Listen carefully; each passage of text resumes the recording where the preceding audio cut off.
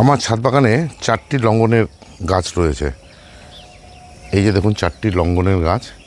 এই 4টি লঙ্ঘন গাছের মধ্যে হোয়াইট লঙ্ঘন গাছটিতে কিন্তু এবছর ভালোই ফল এসেছে এবং এই যে রুপি লঙ্ঘন গাছটিতে, এই লঙ্ঘন গাছেও কিন্তু ভালোই ফুল এসেছে এবং সে সমস্ত ফুলের থেকে কিন্তু এই যে মৌমাছি বোলতার দ্বারা পরাগায়িত হচ্ছে।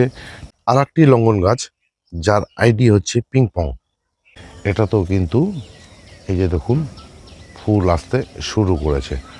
অথচ এই যে আরেকটি লঙ্ঘন গাছ, এই গাছটিতে কিন্তু এখনও পর্যন্ত কোনো ফুল বা মুকুল আসেনি। অথচ 4টি লঙ্ঘন গাছ কিন্তু একই জায়গাতে রয়েছে, একই সূর্যর আলো পাচ্ছে, একই খাবার পাচ্ছে, সমস্ত পরিচর্যা কিন্তু একই। তথাপি গাছটিতে ফুল আসেনি। কেন আসেনি তার কারণ হচ্ছে হয়তো গাছটি বীজের গাছ, কিন্তু তা না। আমার যে 4টি লঙ্ঘন গাছ, 4টি লঙ্ঘন গাছে কিন্তু গ্রাফটেড গাছ।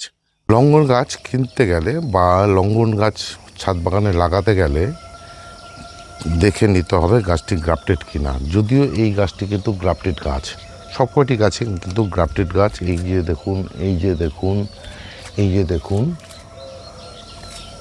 তথাপি 3টি লঙ্ঘন গাছে ফুল এলেও বা ফল ধরলেও এই গাছটাতে আসেনি।